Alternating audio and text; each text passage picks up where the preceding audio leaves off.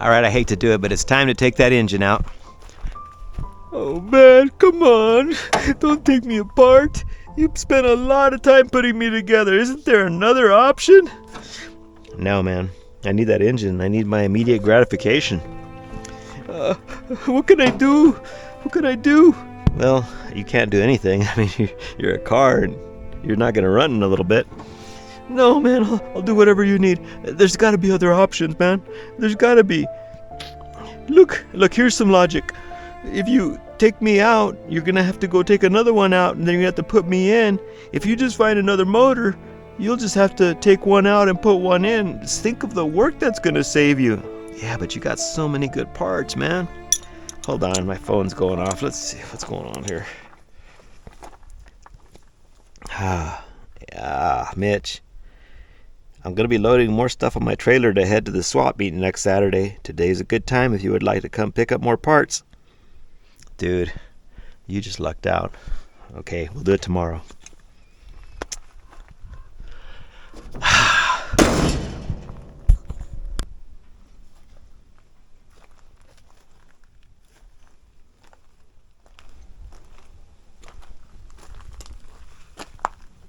Well, that was a bad idea going to Mitch's, but it was also a good idea. I ended up accumulating parts for a 1967 Mustang, which I don't have. Glass, valences, a trunk lid, patch panels, torque box, which actually will fit the 65, some motor mounts, which I need, flywheel, which I'm not sure what it's for, some 302 cams, wing windows, 3 doors, which I actually have a whole holder for them, and then a 351 intake and 351 exhaust manifolds. And those are significant because, let me show you. I've got 400 or 500 pounds of steel back there marginally tied down, and I'm hoping that the ride home is very smooth and easy with no sudden stops, so that I'm not getting hit in the back of the head by that thing. So Mitch had this untested 1994 or above 351 Windsor sitting in his trailer that I had seen before, but he wanted what I considered an exorbitant amount of money for it. But today we made a deal and I bought it. Condition unknown, but it has been well, lovingly kind of kept. And even, I mean, there's just like silicone in this oil thing, and everything's taped up. And the guy that owned this died, and this was part of an estate, and Mitch acquired it along with all those Ford parts. And so what we have here is probably out of a van or a truck, and the block is cast in 94, and but they were used through 96, 97, 98, all those different years. Now it may or may not be a roller block. I believe it is, but we won't know until we pull the intake manifold off and look in there to see if we've got the dog bone rockers. If it is, that's great because there's a lot less friction in the valve train. If it isn't, that's okay. We'll just go live with it. But yeah, this is something that is. I mean, it looks clean. It's not all greasy and oily. And if I can use it in that Mustang, then I won't have to pull my other car apart. So at this point, what I think I'm going to do is try to get a bell housing on the back of this. I'll probably have to pull it off of here, but get a bell housing on, put a starter on. I'm probably going to spend some time looking in the cylinders and see what the inside of the cylinders look like. And then I'm probably going to put a starter on it and run a compression check on it. I think that's important before I talked about how I didn't want to put an engine in and have to take it back out of the Mustang, but this changes everything. We're going to do a quick check on this engine. Picture me sitting at a big slot machine getting ready to pull the handle, because that's what we do. Even though I don't gamble I still gamble when I buy an engine like this with an unknown history, but I'm counting on the story behind it, the guy that I bought it from, and everything else. And so I'm excited. I'm going to take a look at these cylinders and we'll go one by one. I'm going to actually record this on here so that we can have something to mate up to this. So let's start with number one here. I started recording, I believe, and let's just go in real quick. We're going to do it fast. because I don't know how big the memory is on that card. It looks like we've got a little bit of nothing. I mean, it's hard to tell anything here. I think we'll go to the next one. I think that one's at the top of its stroke. Number 2. Oh, whoa, I like that. That's pretty. It looks like we have a clean cylinder, clean piston, and oh, what is that? Cross hatching? Yes, it is. Okay, well that's good. This might be a freshish motor. Those spark plugs right here don't necessarily look freshish, but maybe they're just placeholders. I don't know. But this engine has run, so I'm going to move on to number 3. And number 3 says spider webs. That's what it says. I think that's what that is. But yeah, look at that piston. Oh man, this is good. What else can we see in there? More cross hatching. So this engine is it doesn't have a lot of time on it, at least this particular version of the rebuild. Let's go in number 4. Oh, wrong hole. I know one of you out there said that's what she said, but I didn't say it. Another good one. Look at this. Oh man, this is good news. Look at that. Oh man. Oh yeah. So it's looking really good. I'm gonna go over to number 5, and we're gonna run around here and flip this over and set it up so I could see it. And then we're gonna go in the right hole here, and we're gonna look. And so there we go again. We have another cylinder with a little bit of discoloration on the inside. Oops. So yeah, that one doesn't look great, but I mean, I'm guessing it's just from sitting. Okay, number 6. I think we got one at the top of its bore. Number 7. Show me something. Oh man, I think this thing got dirty. Hold on. I hate when that happens. Okay, so let's see if we got anything here. And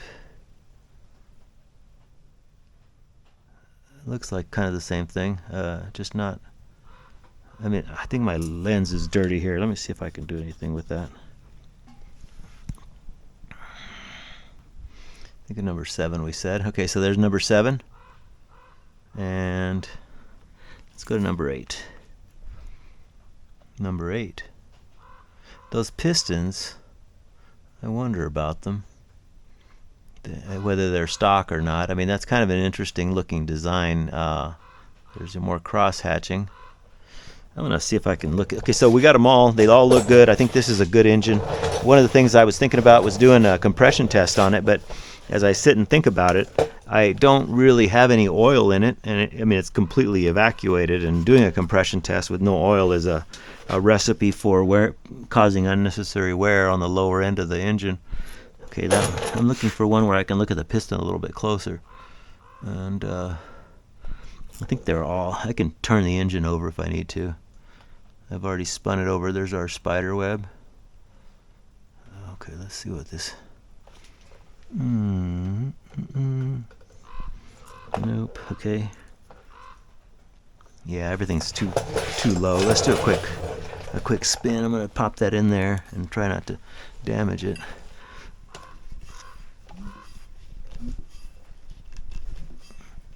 Okay, let's look at that.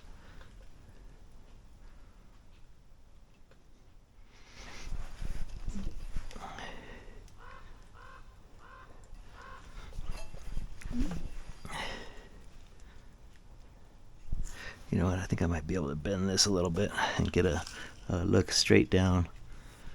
Okay, I want to see if the piston has any markings on it. What's that? X25. I don't know what that means. With an arrow facing forward, and then something written up above it. I'm afraid to do this, but I'm going to do it.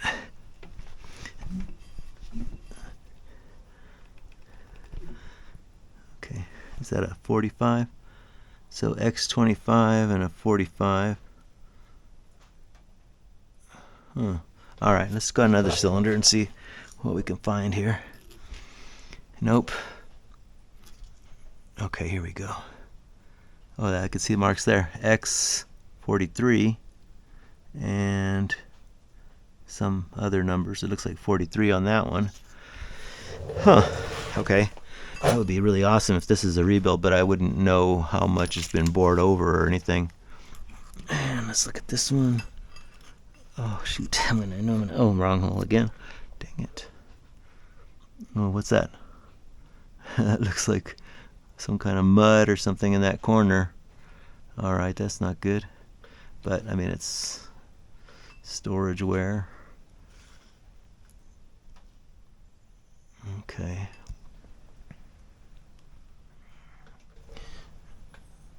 Yeah, it's hard to see anything in this one. Oh, hold on, we got something here.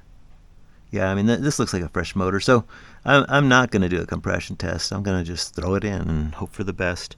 I am going to change the rear main seal. I don't know if you can see that, but it doesn't really matter. I can just show you on the camera. But we do look like we're a little bit of, a little dirty down here. It actually looks pretty dry, but I think it's worth changing that.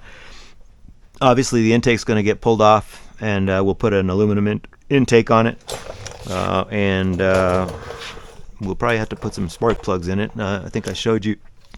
They don't look horrible, but they aren't the best either. So new plugs, obviously. And then distributor, I'm going to have to decide or determine what kind of distributor this is. If it's like one of those digital ones, I may not have the computer and everything else to run it.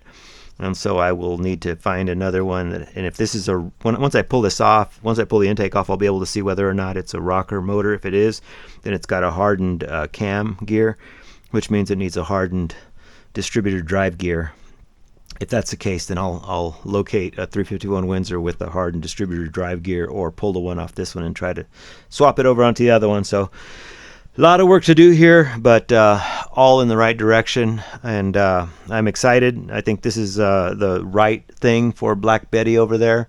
Just patiently waiting. I can almost start pulling that engine now and know that I've got something that I've got going on here. And I did a little research to determine what I needed for a flywheel, and so it takes the same flywheel as an early 302. I think it's a 28-ounce balance flywheel. I don't have one, so I'm going to have to get one. I happen to have a clutch kit that I bought in error for the Falcon that's a 10-inch clutch. And so if I can find a 10-inch flywheel with the right number of teeth to fit inside of a T5 housing, then I will get that, and then I'll be able to not have to buy a clutch, pressure plate, and throw out bearing, because I already have that stuff. And I think this probably came off an automatic, so I'll probably have to just put a pilot bushing in here. That's the proper size. And I mean, there's a lot of work to do, but again, it looks great to me. I'm excited. But honestly, who am I kidding? Immediate gratification it is.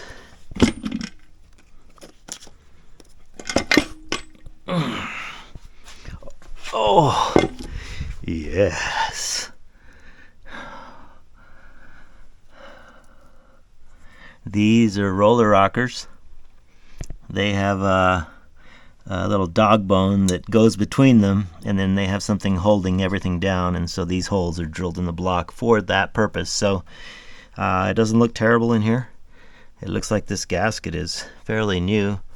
So I think we're in really good shape. Roller rocker motor, now we know the truth is out. All right, thanks again. Thank you guys for watching. I appreciate you joining me on this journey.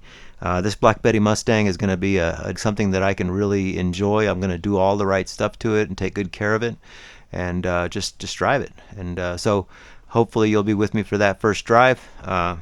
Subscribe if you want to keep up with what we're doing with this. I don't, people are always asking, like, share, subscribe, and I've done that myself, but it really is, you either watch if you like it, or you don't watch if you don't like it. And so I'm hoping that you've got a project like this going on, and it's something that you want to continue to do, to give you ideas and inspiration and that kind of stuff. Feel free to, if you see anything I'm missing, or you have any comments on the engine or the pistons or anything that you recognized in there, or even a distributor that will work with this, send me a note or just leave a comment. So for now, the Falcon is reprieved, and the Black Betty is smiling, and I think we're going to move forward from here. Thanks again.